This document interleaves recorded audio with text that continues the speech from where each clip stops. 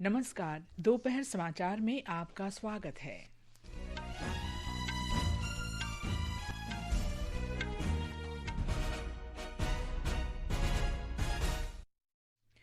Digital India के आज 10 वर्ष पूरे। प्रधानमंत्री नरेंद्र मोदी ने कहा, ये मिशन अब एक जन आंदोलन बन गया है और ये आत्मनिर्भर भारत के निर्माण की कुंजी है। विदेश मंत्री डॉक्टर एस जयशंकर ने कहा, भारत और अमेरिका के संबंध मजबूत हैं। ये संबंध तकनीक, व्यापार, शिक्षा और सुरक्षा क्षेत्र में सहयोग से प्रेरित हैं।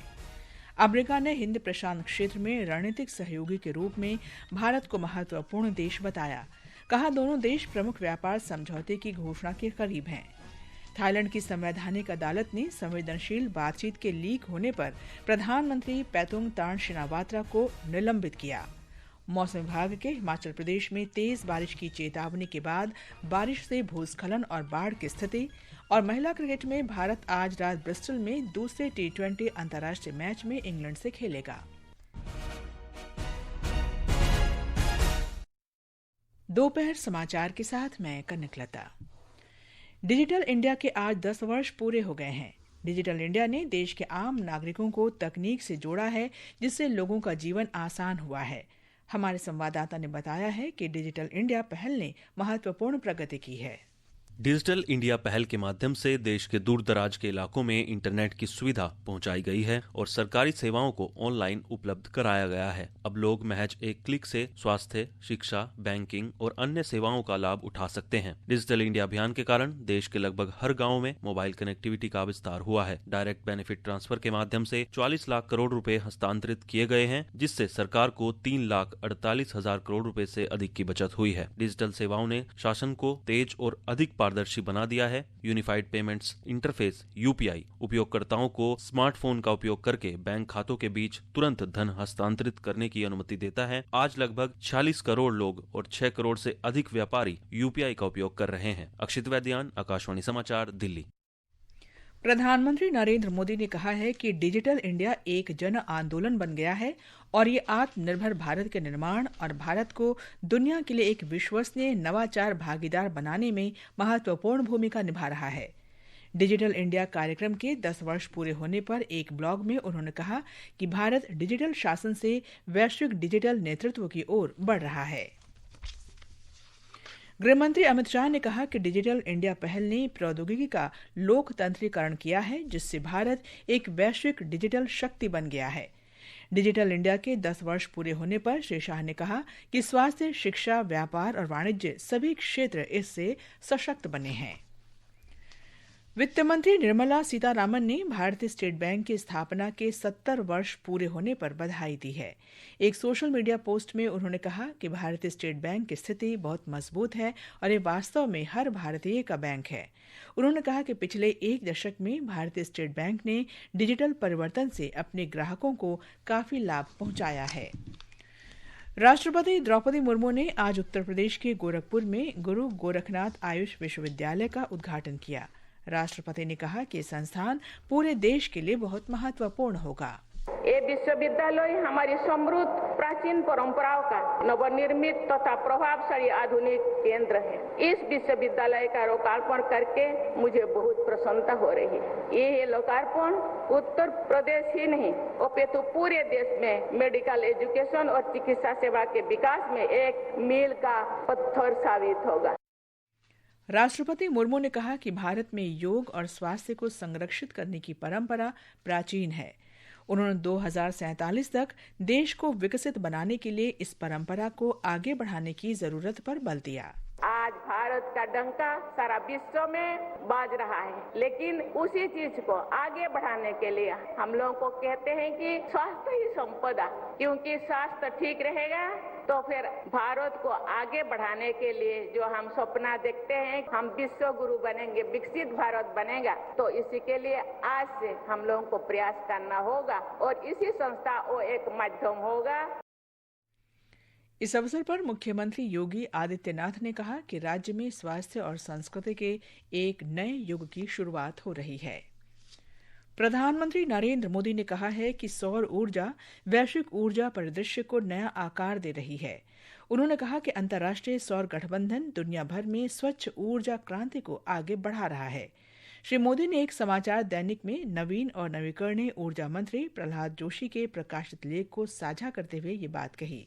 इस लेख में देश के ऊर्जा क्षेत्र में भारत की उपलब्धियों की पुष्टि की गई है। श्री जोशी ने कहा है कि भारत 224 गीगावाट नवीकरणीय ऊर्जा क्षमता तक पहुंच गया है, जिसमें 108 गीगावाट केवल सौर ऊर्जा से प्राप्त होती है।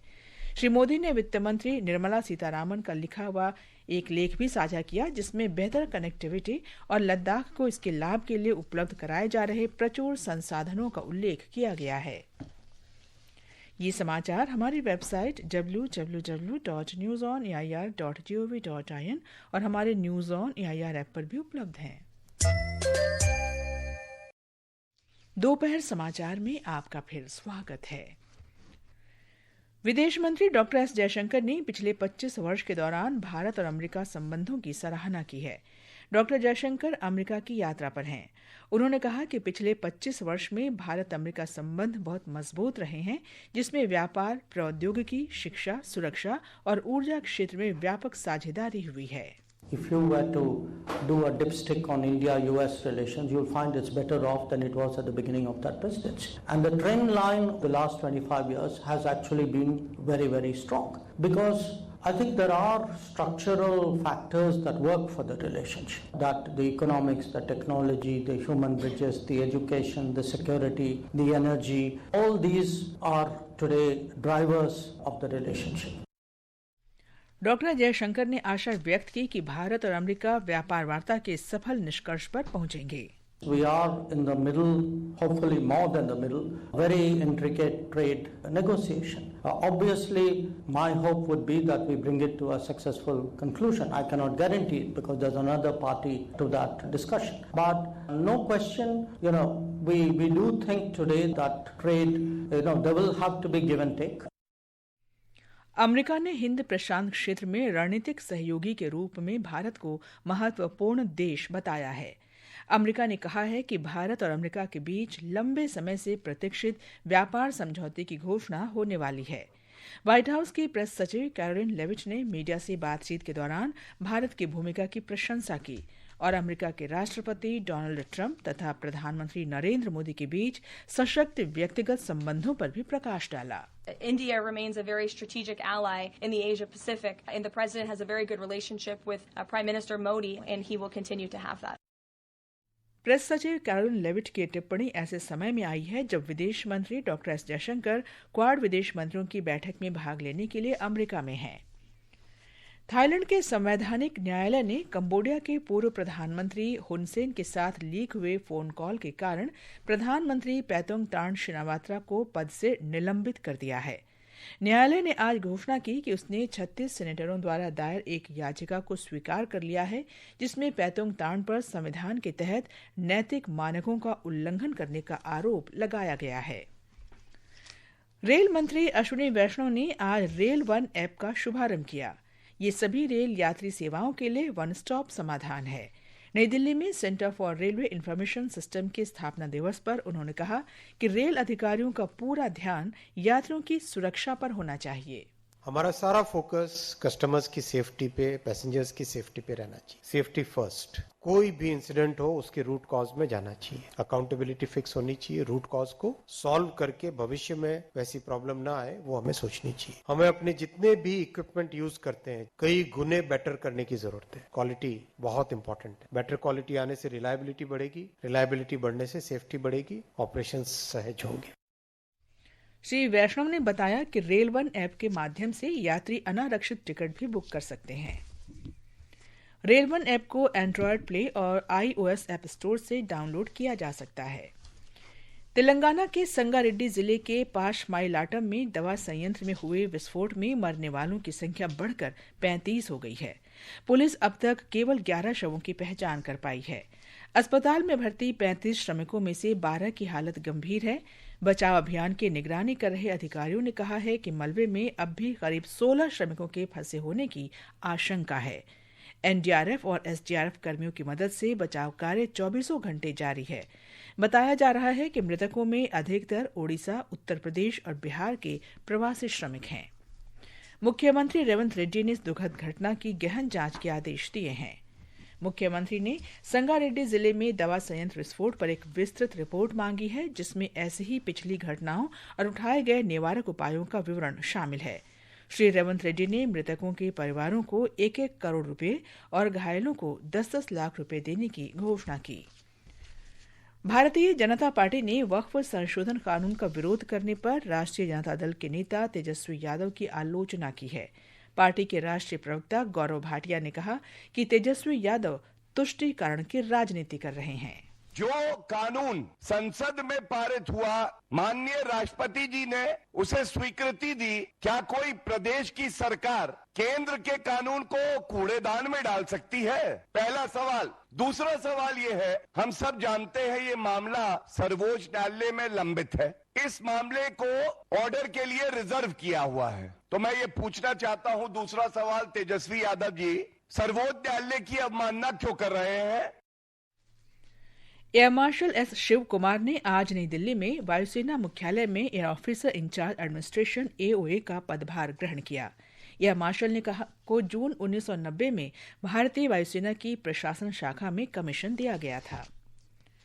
देश में वस्तु और सेवा कर GST लागू होने के आज 8 वर्ष पूरे हो गए हैं। इस कर प्रणाली को देश में आर्थिक एकीकरण और कर सुधारों की दिशा में एक बड़े बदलाव के रूप में साल 2017 में पेश किया गया था।